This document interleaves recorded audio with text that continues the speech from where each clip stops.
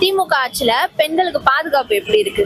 கண்டிப்பா கிடையாது, சுத்தமா கிடையாது. ஏன்னா நம்ம எல்லாருமே பாக்குறோம் இல்லையா, என்ன நடக்குது என்ன போகுதுன்னு. நான் சொல்லணும்னு இல்லை, மக்களுக்கு எல்லாருமே தெரியும் இந்த ஆட்சியில் என்ன நடக்குது.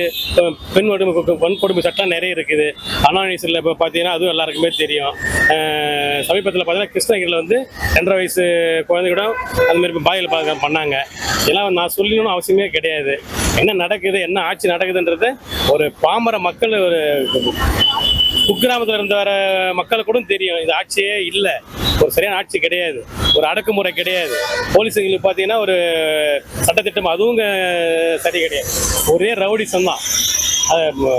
அதிமுக ஆட்சியில் பார்த்தீங்கன்னா அந்த இதெல்லாம் எதுவுமே எல்லா மக்களுக்கு பாதுகாப்பும் எல்லாமே, எல்லா சலுகைகளும் எல்லாமே கரெக்டாக வந்துன்னு இருக்கு. திமுக ஆட்சின்னும் போது அது ஒரு விடிய ஆட்சி தான். அதில் வந்து நம்ம சொல்கிறதுக்கு ஒன்றுமே இல்லை. எங்கே எடுத்தாலும் கொலை, கொள்ளை, கற்பழிப்பு, இதுதான். இப்போ ஒரு நாள் டிவி ஓப்பன் பண்ணி பார்த்தா, நியூஸ் போட்டாலே இதுதான் சொல்கிறாங்க. ஆனால் அவங்க சேனலில் மட்டும் மாதிரி நாங்கள் அதை பண்ணுறோம் இதை பண்ணுறோம். அவங்க தொகுதியில் போயிட்டு அது இன்றைக்கி என்னென்னமோ செய்கிறாங்க. இன்றைக்கி எலெக்ஷன் நெருங்கினோடனே என்னென்னமோ செய்கிறாங்க. ஒரேடி 5000 ரூபா போடுறாங்க. நேற்று பார்த்தீங்கன்னா 2000 போட்டேன் அப்படின்றாங்க. இதெல்லாம் எது கொடுக்குறாங்கன்னே தெரிய மாட்டுது மக்களுக்கு. மக்களுக்கு தேவையானதை செய்ய மாட்டுறாங்க. தேவையில்லாமல் அந்த ஓட்டுக்கோசம் என்னென்னமோ பண்ணுறாங்க. அவங்க இன்ன வரைக்கும் சொன்னதை எதுவும் செஞ்சதும், போன 5 ஆண்டுகளுக்கு முன்னாடி வந்து அந்த வாக்குறுதி நிறைய கொடுத்தாங்க, எதுவுமே செய்யலை.